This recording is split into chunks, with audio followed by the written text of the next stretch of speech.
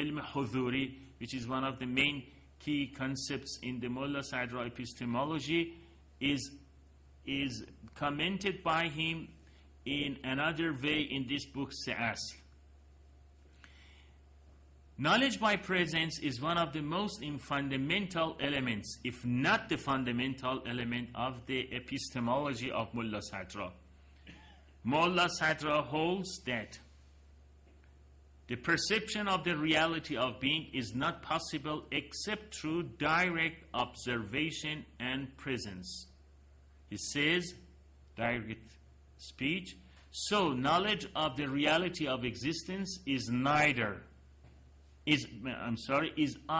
by presentational observation, mushahede huzuri, or by reasoning to it through its effects and implications.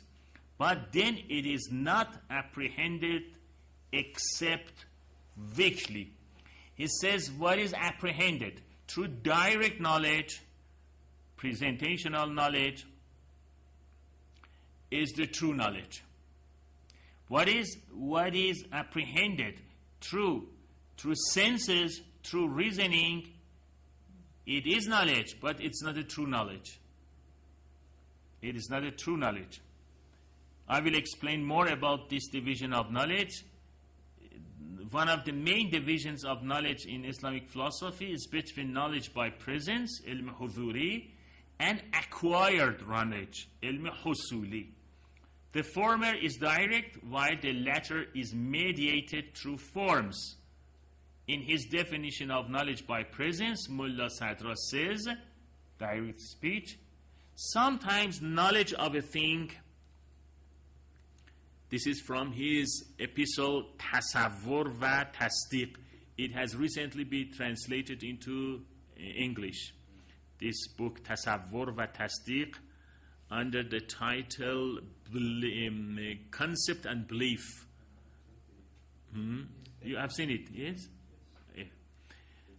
I'm quoting from it.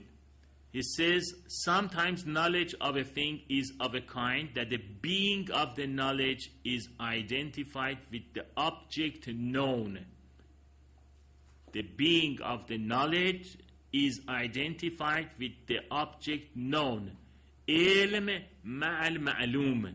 Ilm, knowledge, ma'lum is the object known. They are identified. This is a knowledge, another knowledge, a kind of knowledge, which is knowledge by presence, ilm huzuri. In defining acquired knowledge, he says, sometimes knowledge is of a kind that the being of the knowledge and the known thing are two different units of absolute being. They are two different beings that are not unified existentially. We call this kind of knowledge acquired or passive knowledge. The famous instance of knowledge by presence accepted by all Muslim philosophers, including Mullah Sadra, is the knowledge that abstract things have of themselves, like the perception the soul has of itself, in which any sort of intermediary is unimaginable. Almost all the Muslim philosophers, including Ibn Sina, Farabi, accept knowledge by presence only for God or the abstract things, mujarradat. They said they have the knowledge of themselves is knowledge by presence. It is ilm huzuri. And they also accept the knowledge, the perception of the soul of itself. The knowledge each of us have of himself. It is knowledge by presence. But not the knowledge of the outer things. This is what you find in Ibn Arabi, in Mullah Sadra, that they say that the knowledge of the outer things, if it is going to be a true knowledge, should be knowledge by presence. Like the knowledge you have of yourself. Like the knowledge God has of the beings. The famous instance, knowledge by presence has various characteristics. First, it can be neither true nor false and does not admit of doubt. Why? Because these features only apply to cases in which there can be some correspondence between the perception and the thing perceived. You see, according to the classic theory of truth, the truth is the correspondence of forms with objects, correspondence of your mental thinking with the objects outside. But when there is no distinction between them, the knowledge and the object known are the same thing, so there would be no question of whether this is false or true, because there is no judgment about it. You are the object outside, and the object outside has a mental existence in you, so there would be no question of whether it is true or false.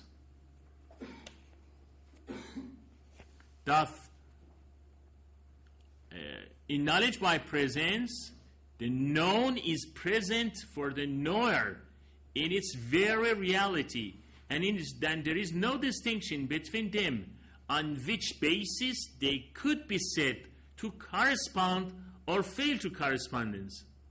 I mean, there is no question of correspondence because there is no question of two things. They are the one now. Second, while the Muslim peripatetics divide acquired in knowledge, you will find in Ibn Sina, into two kinds: knowledge of concepts, ilm al-tasawwurat, and knowledge of assertions, ilm al-tasdiqat. This division does not apply to knowledge by presence, according to Mullah Sadra, which by definition is without intermediary. There is no intermediary. There is no means. There is no means such as concepts, that you have the concepts of the outward things. Because concepts and assertions are themselves intermediaries, but there is no intermediaries in the knowledge by presence. Third, since knowledge by presence cannot be divided into concept and assertion, it is beyond the scope of discursive thought and reasoning. He says, yes, if you ask, but when we conceive something, we have an idea of it. We have a form, according to Aristotelian philosophy, of it.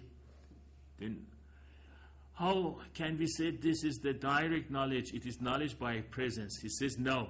I'm not talking about the kind of knowledge that the philosophers such as Aristotle or Ibn Sina says. This is knowledge by unveiling. It is intuition. Intuition can be direct, not reasoning.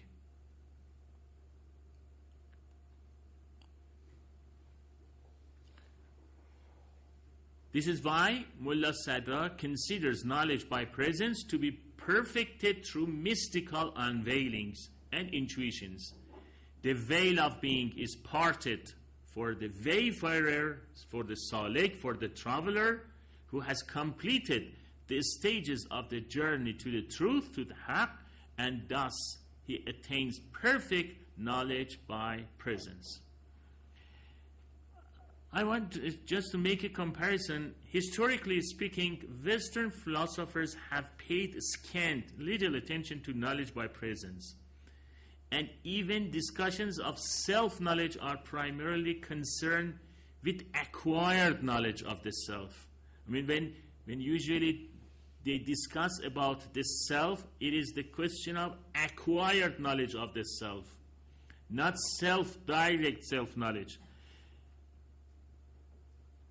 And this is why we don't have this this sharp difference between knowledge by presence and acquired knowledge. Because usually what is spoken of is acquired knowledge, not knowledge by presence. There are words, as I feel, I don't know, I'm not sure about it. There are words in the Parmenides that you will find, and sometimes in Plato, that you will find this knowledge by presence. I mean, these famous words of Parmenides, that he says that thinking and being, I cannot translate it into, are the same thing. I have the taste, I have just a feeling that he's talking about ilm huzuri. Or in Plato, when he says that the philosopher, the traveler who reaches the highest station of knowledge has immediate knowledge of the ideas. You know that he says that the noesis, he says noesis noin. This noesis, this noin, in Greek terminology, is the direct knowledge of the ideas. But it can be achieved only at the highest stage of knowledge. I'm not sure, but I think this is a kind of ilm huzuri, as we see in Mullah Sadra. For philosophers like Parmenides, however, epistemology and ontology are identified. Perhaps we can find this kind of knowledge by presence. The Muslim philosophers have discussed knowledge by presence at length because of their definition of knowledge as conceptually mediated. The peripatetic philosophers restricted knowledge by presence to knowledge of one's own soul. Illuminationist philosophers expanded knowledge by presence in their philosophy, however, because of the influence of Sufism on their thought. Suhrawardi, because of his Sufi taste, he pays very much attention to this concept of knowledge by presence, ilm huzuri. You will not find it important issue in the Farabi and Mullah and Ibn Sina's philosophy. Although Suhrawardi did not devote an independent chapter to this subject, his epistemology focuses on the notion of knowledge by presence, or in his own more precise terminology, he says illuminative knowledge by presence. He uses this expression, illuminative knowledge by presence. Ilm huzuri ishraqi. Ilm huzuri ishraqi. He uses this terminology. He says, direct speech, intellection, that is knowledge, is the same as the presence of a thing to an abstract essence. Or in other words, it can be said, it is the non-existence. It is the non-existence of the absence of a thing for it. This is a complete definition, for it includes both perception of one's self and others. It says if you perceive things in a direct matter, in a direct manner, then you will confront the presence of things to yourself. But in our usual behavior toward outer things, we are in the absence of them. They are not present for us. So they are, in a way, they are illusionary. They are not in reality present for us, because we don't have direct knowledge of them. Our knowledge of them is indirect. If you want to have direct knowledge of them, then you will find them in their reality. Otherwise, you don't know in reality what they are, and you don't understand their presence. Because, Suhrawardi says, because they are absent for you. You imagine that they are present for you.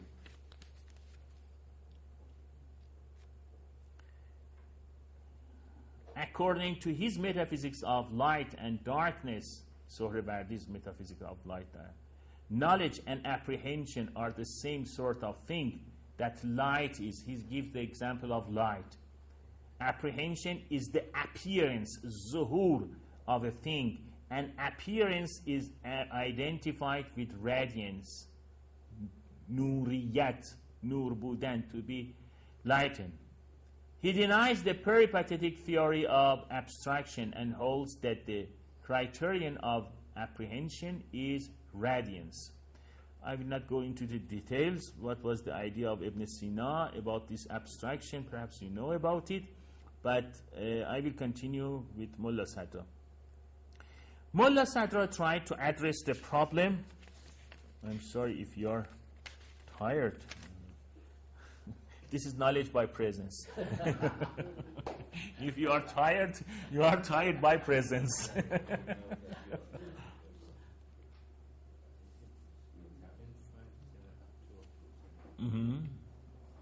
میخوایم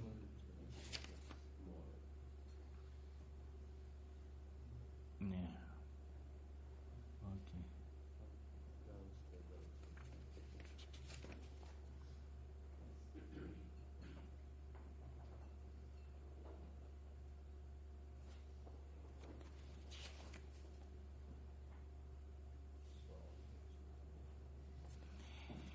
I think it's better I give you time. You ask question because I feel that you have become tired, and I know I myself know it's a tiring topic. So question, since we have a few minutes time to wait. Yes, please. Could you turn on the mic? I think what Mullah Sadra says about ilmu huduri, something very mysterious. Yes. And cannot be delivered to other. Yes. So it means that it cannot be understood by others. But only one who experienced it can know about that knowledge. So it means that this cannot be put into human understanding as general. Yes. So I think this is not something can be universal. Yeah. Yes. So, but if we took it into paper, it must be something husuli. Husuli or husuli. So everything that Mullah Sadra put in asfar, it is something husuli. Yes. So I think that yakin of ilmu huduri cannot yakin in deep meaning. Why? Because I know I am sick. I know I am hungry.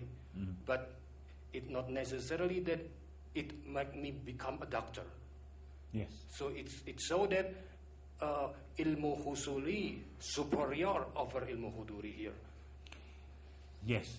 According to Mullah Sadra, in our worldly affairs, we need this ilmu husuli, and what we do is according to ilmu husuli, not ilmu huzuri.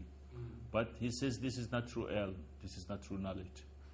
You know, you will find also in Masnavi of Rumi, you will find very many verses in Masnavi who Maulana denies all the knowledge of his time, geometry, physics, all the knowledge of his time. But he says that, yes, I deny all this knowledge, in contrast to the real knowledge, which is the knowledge of the self, which is knowledge of huzuri. But since you are living in this world, that you need your senses, your perception, your reasoning, you are in need of these knowledge of husuli. But what is important is that don't think this is the true knowledge and go to find out the true knowledge. But as far as you are living in this world, Let me read the poetry. Very beautiful. استون عالم ای جان غفلت است، هوشیاری این جهان را آفت است. Uston is the pillar. He says the pillar of the word is your negligence of the true knowledge. هوشیاری این جهان را آفت است. To be conscious, to have this knowledge, for this word is afat. Afat is trouble. Is a trouble, yes. It brings trouble. It is not useful for you. So he says, as far as you are living in this world, you need ilm husuli. Mullah Sadra said, you need ilm husuli. But be careful. Be careful that this is not true knowledge. This is not true. And go to find out the true knowledge. And I should continue if I want to give more explanations. Mullah Sadra also says that even the source of ilm husuli is ilm huzuri. You should have already knowledge by presence of things that now you can say that I am ilm husuli of them. Acquired knowledge of them. It means that the root of ilm husuli is ilm huzuri. But you don't understand what is ilm huzuri unless you reach the highest station of knowledge in the journey toward God. So he does not deny it. He does not deny it. But he says, be careful, it's not. Shams Tabrizi, the master of Maulana, says that what should be taken into consideration is not knowledge itself. It is the illusion of knowledge. Illusion of knowledge, illusion of having true knowledge is an obstacle of the way. You think that you have the real knowledge. You have the illusion of having true knowledge, but this is not the true knowledge. Be careful about it. And this is the hijab, veil. This is one of the greatest veil in the way of God. To have the illusion. But he says, no, you're neither. There is a story that's in the Masnavi.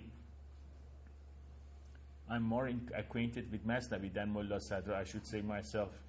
I mean, if I was said that I should choose Masnavi or Asfar, I would say yes. I would say, forget about Mullah Sadra. I mean, when I'm talking about Mullah Sadra, don't think that. No, I would be on the side of Masnavi. Masnavi is a whole life. Mullah Sadra is an intellectual work. Masnavi is the whole life. There is a story in Masnavi. I would say another thing in parenthesis that it is about near 15 years that I'm teaching Masnavi, and just last week I finished the second book. It consists of 6 books. And just after 15 years, I finished the second book. It is full of wisdom. I mean, there is no other book like Masnavi. There is nothing like it. I don't want to diminish the value of the other books, but I say Masnavi is the masterpiece. Anyway, there is a story in Masnavi that one day, one of the prophets, I don't know which of them, perhaps Moses, because in Masnavi, Moses is very much engaged in the stories. His questions, his denial of things, his quarrel with others. There are many stories about Moses in the Masnavi. One day, someone came and says to Moses and asked him that, can you ask God one day, take outside Satan from the world? I mean, let them go outside the world so that the people live in conformity with the laws of God, with the divine rules and be at ease with everything. Moses asked God, and God said, but you will have problem if Satan would not live in the world. You need it. He says, no. He asked, please, one day, just one day. Maulana says, one day, according to the command of the God, Satan leaves the world. And he said, what will happen? What was happening? Nothing. The world was destroying. Because everybody wanted to die. Nobody worked. Nobody was jealous of the other thing. Nobody wants to earn his money, his livelihood and things. So everything was nobody was there. Everybody wished to die and go to see God. Then Maulana concludes that you need this Satan because this world should be work. So you need this ilm husuli, otherwise you will lose everything in this world.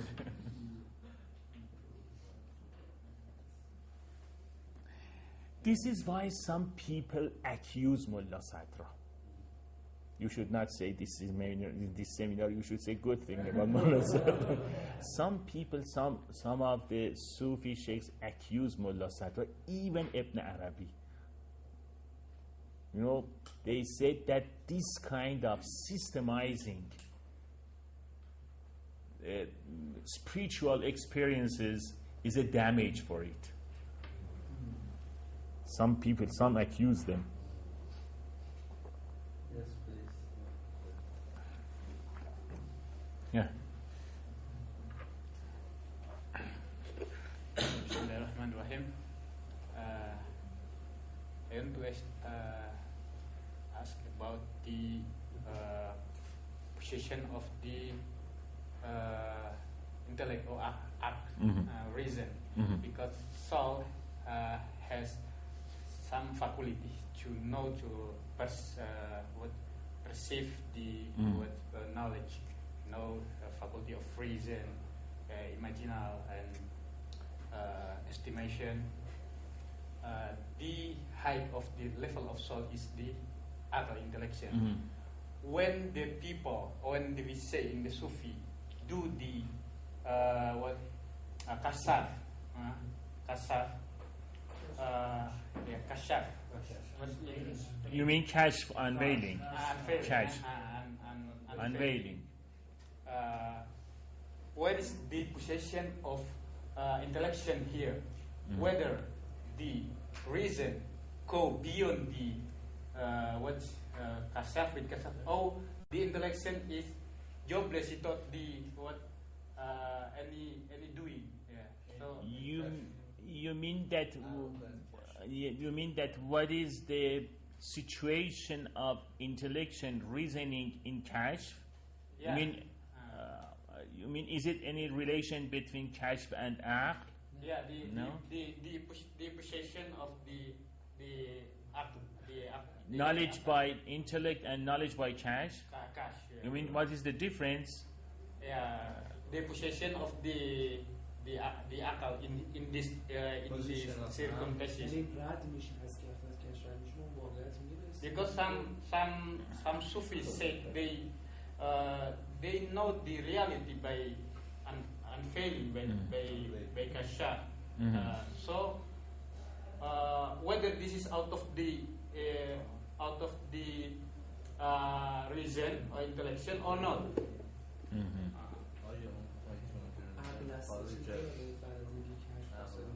So there is the epistemology in the what You mean reasoning can understand what is in kashf in unveiling?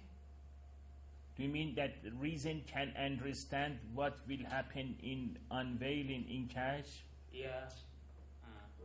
Is it your question? The also to know the reality. Yes. Right? And also the knowledge, the high possession of human knowledge is the intellection. Yes. Yes. To know the reality. So what is the possession of akal Yes. in the Yes. kashaf? I got it. I got it. You see, I will first refer to Masnavi. In Masnavi, we have more than 20 definitions of reasoning and aql. More than 20. He uses the word aql with many adjectives, many qualifications. He uses the word aql for with these multiple adjectives. Why he doesn't use another term for this? Because he wants to say that aql, according to himself, has stages. Aql has levels. Intellect has levels. In one level, it is calculative thinking, aql hesabgar. But in another level, it is not calculative thinking. It is thinking, intellection by heart. So, if we mean calculative thinking, if by aql we mean the aql which can be used in ilm husuli, it has nothing to do with ilm huzuri.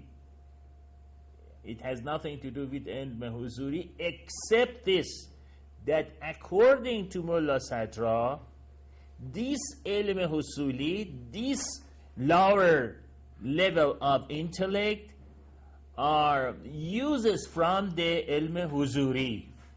If there were no ilm huzuri, if there were no highest stages of intellect, there would be no place for this lower stage of the intellect. This lower stage needs that higher stage, but it cannot intervene, it cannot interfere with that highest stage, because there is no understanding for this lower level to understand what is happening on the highest level. So it depends upon what you mean by aql. If you are talking about this universal reason, yes, it is kashf. Sometimes in Masnavi, he uses the word aql and he means kashf. He uses the word aql and he means kashf. Sometimes he say aql and he means this calculative thinking. So it depends upon how and in what definition you uses the word aql. And you will see also this in Mullah Sadra. But since Mullah Sadra is a philosopher, he is concerned much more than people like Rumi with this reasoning, with this logical reasoning. But since Rumi is not a philosopher, he does not care very much to prove his ideas, his teachings by using logical reasoning, by using this calculative understanding. But Mullah Sadr uses very much.